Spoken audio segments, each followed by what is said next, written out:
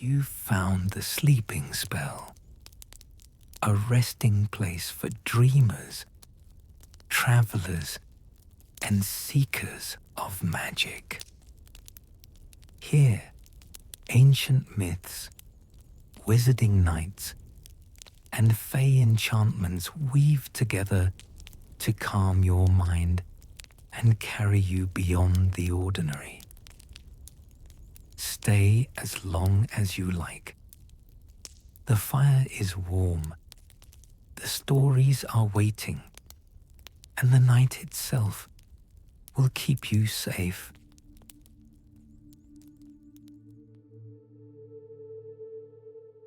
Tonight, we travel not through one story, but through four. Four myths. Four voices carried on the wind of centuries, woven now into the tapestry of worlds both mortal and fey.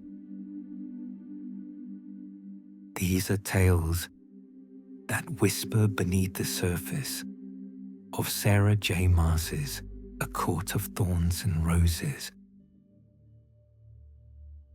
They are not retellings of Prythian itself, but the roots beneath its soil. Ancient folklore and legend, whose echoes shaped Elain, Feyre, Nesta, Moor, and the courts that bind them. First, we will walk through a garden where blossoms turn to feathers, where the woman of flowers, Blodeuwedd, chooses her own fate beneath the moon. Then, we will descend into shadow, to the realm of Hades and Persephone, the story of pomegranate seeds and stolen seasons, of love, loss, and the balance between darkness and light. From there, we turn to the triple goddess, the Maiden, the Mother, and the Crone. A cycle of life, wisdom, and power that whispers through the three Archeron sisters. And at last, we hear the cry of crows on the battlefield, the Morrígan, phantom queen of war, prophecy and sovereignty, whose name lives again in the bright and unyielding Morrígan of the Night Court. 4 stories, 4 shadows, and 4 lights, legends from which new tales are born. Let us step into them now and listen. Imagine a realm of endless meadows, stone paths winding through gardens lined with roses, foxgloves, violets, and wild hyacinths. Each petal glimmers faintly in fey-light. A soft wind carries the scent of jasmine and meadowsweet. Somewhere far away, a harp plays, its notes drifting like petals on the breeze. Once, a prince lived under a cruel curse. He could never have a mortal bride. The magicians of the land sought to undo this fate. If no human woman could be his bride, then they would make one themselves.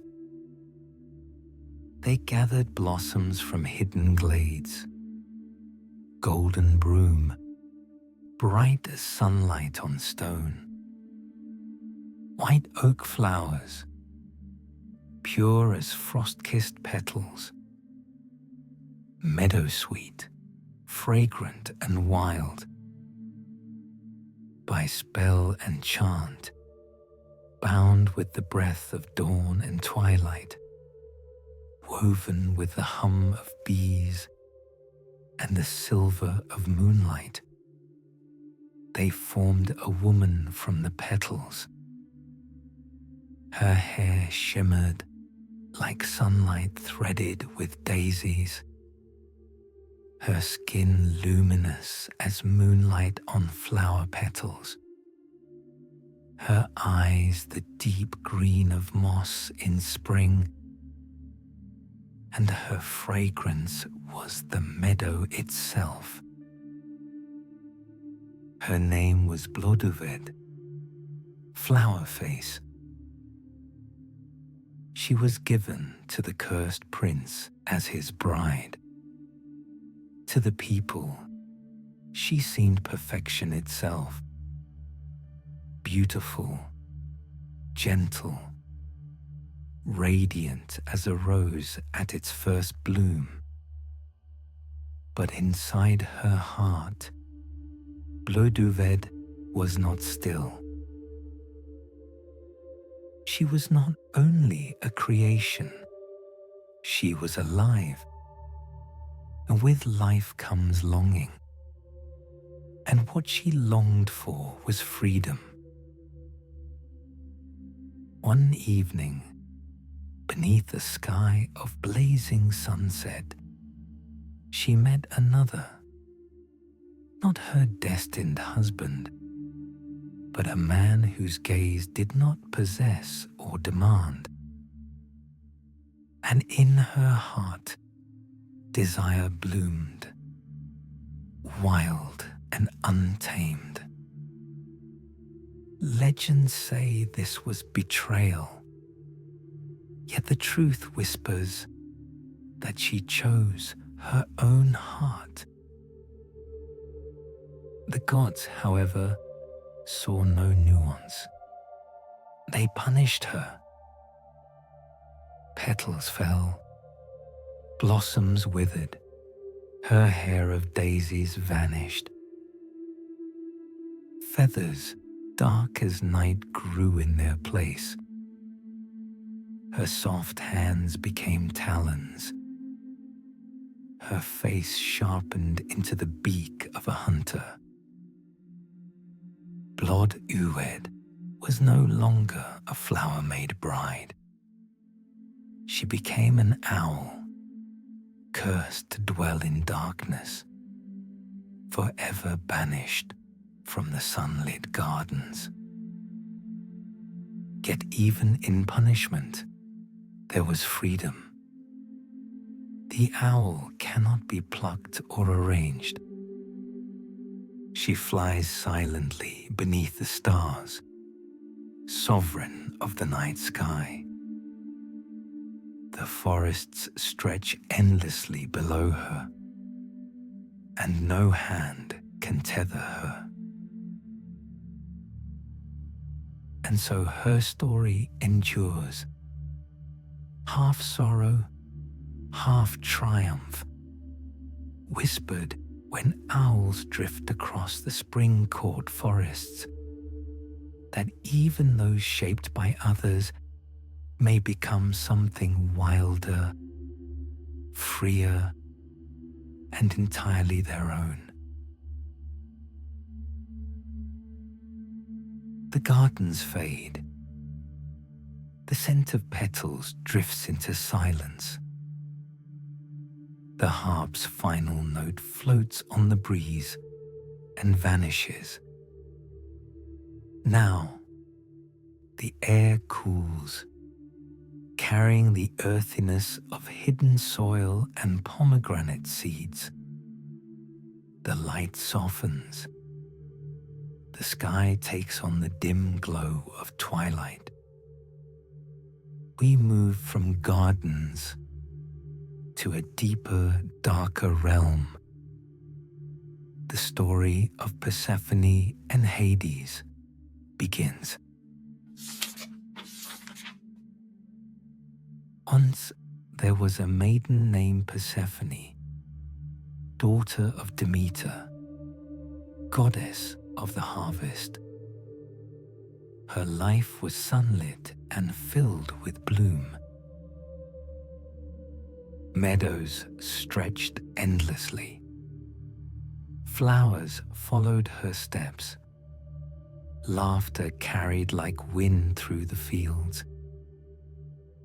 Violets, crocuses, lilies, and narcissus opened wherever she walked. She was joy and renewal, the living spirit of spring. But the world is not only light.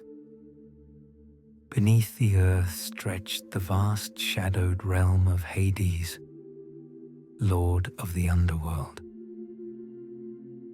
Rivers ran dark.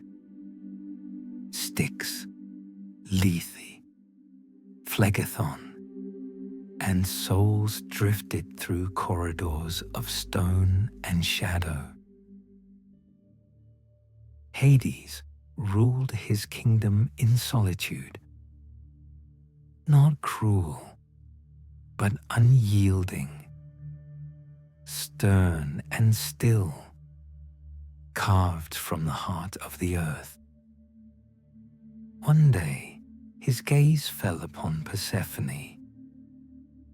She wandered a sunlit meadow, laughter like silver bells, hair tangled with sunlight, eyes bright with life.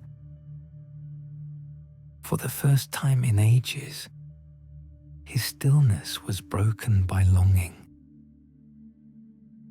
The earth opened beneath him, and he rose in his chariot of black steeds. Swift and silent, he took Persephone into the depths, beneath the world, to his shadowed realm. Demeter's grief was endless. The goddess of harvest wandered, searching, mourning. Crops withered, fields turned to dust. The world above suffered winter in her sorrow. Below, Persephone walked the halls of obsidian and stone. Torches burned with ghostly flame. Shades of the dead whispered, recognizing the light she carried even in shadow. Hades offered her a throne beside his own. She resisted, grieving her mother.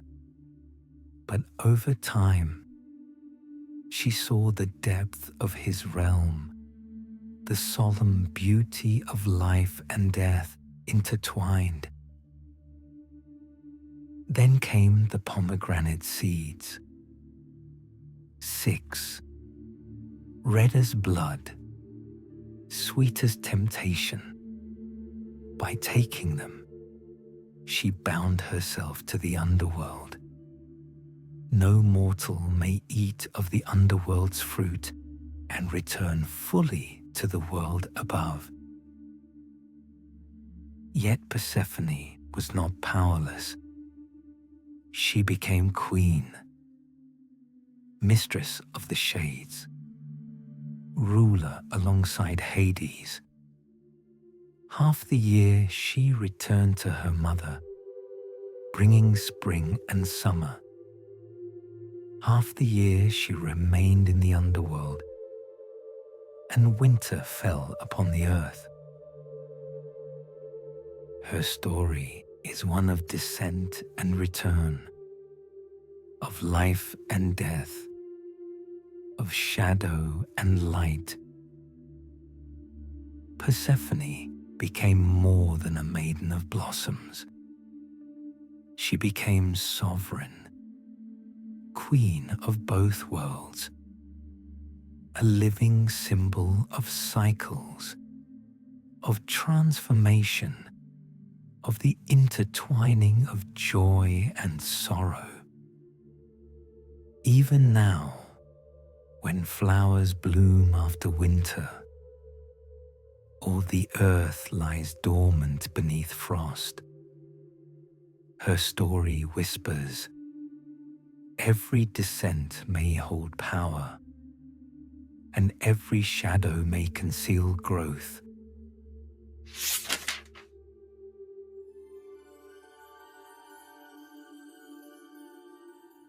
In the old faiths of Europe, there was a goddess who was three in one. She was the maiden. She was the mother. She was the crone. Each face ruled over a season of life. Each offered wisdom, beauty, and power. Together, they formed a circle, unbroken and eternal. The maiden is spring. She walks through meadows where blossoms lift their heads to greet the dawn. Her hands are stained with earth, her hair touched by sunlight, her steps light as birdsong. She is innocence, but also possibility. She holds the gift of beginnings, of potential yet to unfold.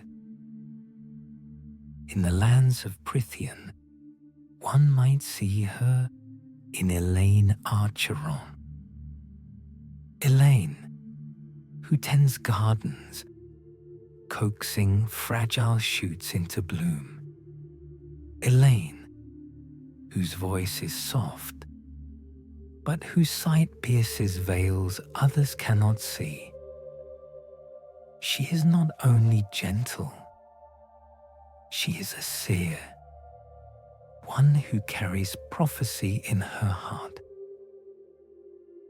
Like the maiden goddess, Elain embodies the threshold of change, caught between innocence and transformation, between the sweetness of blossoms and the sharp truth of destiny.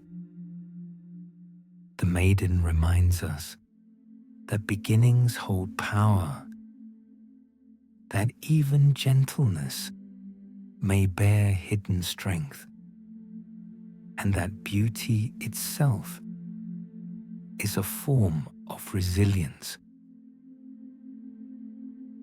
The mother is midsummer. She walks in fields of golden grain, arms full of fruit, face radiant as the sun. She is the womb of creation, the nurturer, the protector, the heart of hearth and home. Her laughter is abundant, but her fury is unyielding when those she loves are threatened. She is Elain Archeron, painter, mate, high lady, and mother. Feyre, who once walked starving in the woods, yet rose to shield her family, to battle monsters, to rule at reason's side. She is not only gentle, she is fierce. Her love is a shield, her will unbreakable. The mother carries within her both tenderness and steel. She is the one who feeds the hungry, but also the one who stands before armies and says, "No further." Feyre like the mother goddess, embodies creation and protection. Through her, we see that motherhood is not weakness. It is power. Power enough to change the fate of courts and kingdoms. The crone is autumn twilight. She walks beneath trees heavy with fading leaves, her cloak woven of smoke, her eyes bright with fire. She is endings, death, wisdom, and truth. She is feared, yet she is also honored, for she holds the clarity others cannot face. She is Nesta Archeron. Nesta, who walked through fire and came out steel. Nesta, whose power tasted of death itself, who claimed blades and bargains, who became both feared and revered. The crone is not only decay, she is transformation. What withers must fall so that something new may grow. What dies may return in another form. Nesta carries the fire of endings, but also the wisdom that comes after grief. She embodies the truths we resist, that pain can shape us, that endings are part of the cycle, that survival itself is a form of sacred power. Maiden, mother, crone, Elain, Feyre, Nesta. Three sisters who mirror the ancient goddess. Three faces of one eternal cycle. Each different, yet each necessary. Each carrying power in her own way.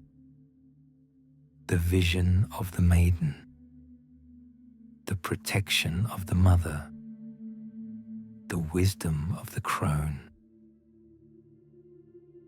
The goddess is never one alone. She is always all three, turning, returning, like the moon above the courts of Prythian. The circle of the triple goddess fades into the night, but another shadow stirs. She is not maiden, nor mother, nor crone, though she carries fragments of each. She is the Morrígan, the phantom queen of battle and prophecy. Her name is still whispered by rivers, still echoed in the wings of crows. In the myths of the ancient Celts, the Morrígan was more than a goddess. She was a force of nature, of sovereignty, of war, of prophecy. Her name means Great Queen or Phantom Queen. She appeared as a woman of striking beauty, or as a crow circling above battlefields.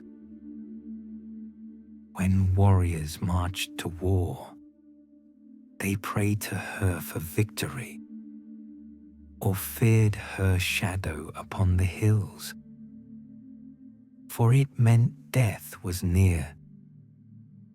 The Morrigan was not a gentle goddess.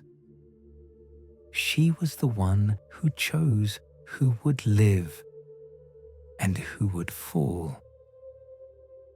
Her voice carried prophecy, and her hand turned the tide of battle. Some say she loved the hero Cuchulainn, offering him aid, but he spurned her, and so she came against him, first as a heifer, then an eel, then a wolf, testing him, battling him. Though she failed to defeat him in life, she later appeared at his death as a crow upon his shoulder, claiming him at last. Yet the Morrigan was not only war, she was also sovereignty itself. Kings ruled only by her favor, for she embodied the land, the cycles of life and death, the throne and the grave alike. In Valaris, one might glimpse her in Morrigan of the Night Court, proud, bright, unyielding. A woman whose laughter is sunlight, yet whose power runs deep as shadow. Like her namesake, she is both beautiful and terrible, one who carries freedom, fire, and truth. The Morrigan of myth walked between worlds. As crow, she flew above rivers and fields. As goddess, she spoke fate into being. Her cry was both blessing and doom. She reminds us that sovereignty is not given, it is claimed. That truth, once spoken, cannot be silenced, and that even in battle, there is prophecy, purpose, and the hand of fate. Even now, when crows circle above the fields at dusk, the Morrigan is said to walk beside them. Her shadow is in the wings. Her whisper is in the wind. And her prophecy still lingers, that endings are only another kind of beginning.